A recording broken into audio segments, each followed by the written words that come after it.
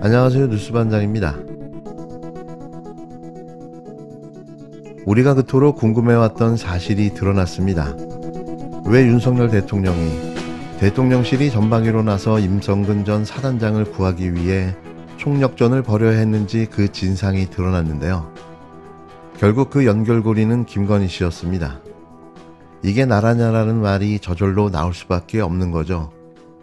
지난 21일 국회 법제사법위원회에서 진행된 최상병 특검법 입법 청문회에서 낯선 이름 하나가 등장했습니다. 그 이름은 도이치모터스 주가 조작 사건에서 유죄를 선고받은 블랙펄 인베스트먼트 전 대표 이종호 씨였는데요.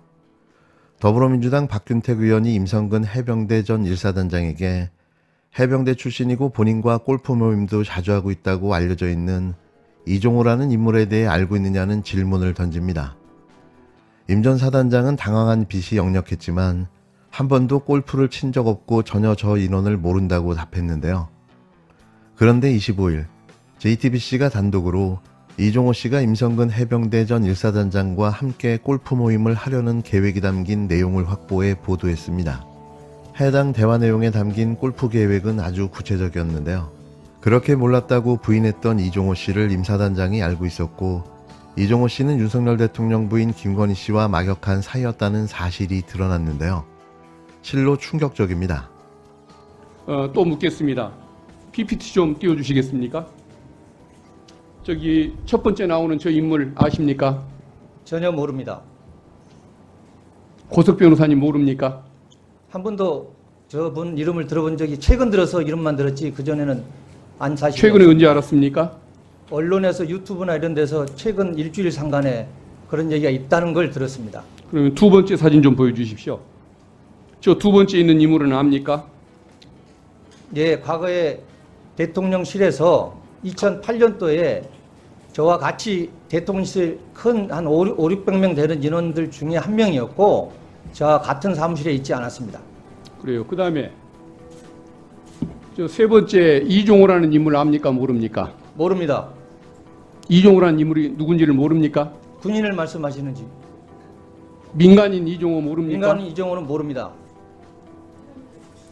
해병대 출신이고 본인하고 골프 모임도 자주 온다고 알려져 있는데 모릅니까? 한 번도 골프를 친 적도 없고 전혀 저 인원은 모릅니다. 나중에 저거 드러나면 본인은 굉장히 거짓말을 잘하는 사람으로 또 한 번 폭로가 되는데도 괜찮습니까? 전혀 모릅니다. 전체 사진 한번 띄워줘 보십시오. 지금 많은 제보 내용이 들어오고 있습니다. 그것에 의하면은 고석 변호사와 우리 증인이 이 사건 변론 문제로 만났다는 의혹이 제기되고 있습니다. 그리고 김태호 안보실 차장과는 같이 근무했던 인연이 있다고 알려져 있고 저 이종호라는 인물은 과거에 해병대 출신인데 증인과 아는 사이이고 증인을 위해서 노력을 많이 한다고 알려져 있습니다. 그런데도 모릅니까? 모릅니다. 그래요? 네. 알겠습니다. 화면 내려주십시오. 임성근 전 해병대 1사단장은 최상병 특검법 청문회에서 이런 질문을 받습니다. 민간인 이종호 씨와 골프 친 적이 있느냐? 여기서 등장한 이 씨는 도이치모터스 주가 조작 사건의 공범으로 김건희 씨의 계좌를 관리했던 인물인데요. 임 전 사단장은 이 씨를 모른다고 했지만 25일 단독 특종으로 JTBC가 이 씨를 비롯해 해병대 출신들이 임 전 사단장과 골프 모임을 추진하는 단체 대화방 내용을 입수해 보도했습니다. 지난 21일 해병대 특검 청문회에서 이런 질문이 나옵니다. 민간인 이종호 씨를 모릅니까? 해병대 출신이고 본인하고 골프 모임도 자주 온다고 알려져 있는데 모릅니까? 라고 박균택 민주당 의원이 묻습니다. 이에 임 전 사단장은 한 번도 골프를 친 적도 없고 전혀 저 인원은 모른다고 주장했는데요. 그런데 놀랍게도 여기에서 언급된 민간인 이종호 씨는 미등록 투자사인 블랙펄 인베스트먼트의 전 대표로 도이치모터스 2차 주가 조작 사건의 컨트롤 타워로 지목된 인물이었습니다. 특히 당시 법원은 이 씨가 김건희 씨와 가족의 계좌를 직접 관리하며 시세 조정에 깊이 관여했다고 판단한 바 있는데요. 그러니까 이렇게 연결고리로 이어져 있던 거죠. 임성근 전 사단장, 이종호 도이치모터스 주가 조작 사건 공범, 김건희 씨, 그리고 윤석열 대통령으로 말입니다. JTBC는 지난해 5월 해병대 1사단 골프 모임 추진 계획이 담긴 카카오톡 대화를 입수했습니다. 이 대화방에는 해병대 출신 이 씨와 역시 해병대 출신인 전직 청와대 경호처 직원 A 씨, 현직 경찰 B 씨, 변호사 C 씨 등이 있었는데요. 이 중에선 이 씨의 기수가 가장 높았습니다.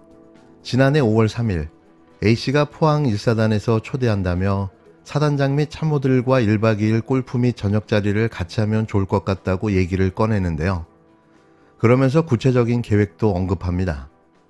6월 2일 오후 1시에 임성근 사단장을 방문하고 2시부터 골프를 치고 저녁엔 사단장 및 참모들과 회식을 한다는 시기였는데요. 이 씨는 화답하거나 일정을 체크하겠다고 말합니다. 다만 이후 이 씨가 참석이 어렵다고 해 해당 모임은 성사되지 않은 걸로 확인됐는데요. 이들과 모임을 했던 변호사 C 씨는 당시 이 씨가 김건희 씨와의 친분을 자주 언급했다고 취재진에게 털어놨다고 말했습니다. 이 씨는 임사단장과 알고 지내냐는 JTBC 취재진의 질문에 대답하기 곤란하다고 했는데요. A 씨 역시 임사단장과 알고 지내냐는 질문에 대해 거기에 대해 할 말이 없다고 답했습니다. 임 전 사단장에게도 이 씨와의 모임에 대해 다시 물었지만 JTBC 취재진의 질문에 답하지 않았는데요. 공수처도 현재 관련 첩보를 입수해 확인 중인 것으로 알려졌습니다. 결국 김건희의 국정농단으로 가는 걸까요? 혹시 지난해 7월 31일과 8월 1일 미친 듯 전화를 걸어댔던 당사자가 윤석열 대통령이 아니라 김건희 씨였다는 심증을 갖게 하는데요. 도이치모터스 주가 조작 사건의 공범의 부탁을 거절할 수 없었을 거라는 생각 때문입니다. 물론 이것도 저의 개인적인 생각임을 밝히는데요. 하나하나씩 양파 껍질 벗기듯 드러나기 시작한 최상병 수사외압 사건의 진실. 이번 JTBC 보도는 역대급 반전이 될 듯합니다. 여보세요? 네, 선생님 안녕하세요. 저 윤석열 당선인 옛날 직통번호를 저하고 통화를 한 적이 있어갖고 제가 축하 전화 한번 드렸어요. 네. 예, 어떻게 되십니까? 김건희라고 합니다, 선생님. 비서관이세요? 아니요, 저 김건희예요. 아이고, 여사님, 합니다. 예, 선생님. 예, 고생 많이 했어요. 당선인, 이제 대통령님이신데, 네. 직접 초청을 해주셨더라고요, 당선인께서. 그럼요, 우리 선생님은 워낙 고생 많이 하시고. 너무 제가 축하드리고. 네네. 이 통화가 이루어진 기지국의 주소가 나오지 않습니까? 예. 일반적으로 뭐 관심 없을 주소인데 저희가 확인을 해봤어요. 위치가 어딘지. 예전에 지금의 대통령 관저가 예전에는 외교부 장관 공간이었습니다. 그래서 구글 지도 같은 걸 보면 외교부 장관 공간이 저렇게 표시가 됐었거든요. 지금은 안 나와요. 지금은 안 나오는데 외교부 장관 공간이 지금 대통령 관저가 됐거든요. 저 아래 동그라미 표시된 위치 있잖아요. 저 기지국에서 잡힌 거예요. 그러니까 관저에서 통한 것이다. 위치는 대통령 관저에서 대통령의 개인 휴대폰으로, 이 개인 휴대폰은 대통령 되기 전부터 썼던 번호라 기자들이 알아본 거죠. 대통령 개인 휴대폰으로 이종섭 당시 국방장관에게 전화를 했다는 거예요. 3번 연속으로. 대통령의 휴대폰을 저때 쓸 수 있는 사람은 개인 휴대폰을 대통령 본인 혹은 부인 관저라면 두 사람밖에 없잖아요. 근데 제가 참 이상하다고 생각하는 대목은 대통령에게는 그리고 국방장관에게는 비화폰이라고 도청이 안 되는 폰이 있거든요. 그 폰들은 이렇게 통화 기록이 안 남아요. 왜 일반 폰으로 했을까? 그게 제가 이 사안과 관련해서 되게 이상한 대목인데 일반 통화를 해서 기록이 남은 거예요. 두 사람 모두 비화폰이 있었을 텐데 그게 제 개인적으로 미스터리인데 통화 내용보다 더 미스터리는 왜 일반 전화를 했을까? 일반 휴대폰으로? 그게 안전하다고 생각했을까? 혹은 그 폰이 꼭 대통령이 썼다는 보장은 없잖아요. 대통령의 과거 번호일 뿐이지. 그리고 관저일 뿐이지. 매우 이상합니다. 매우.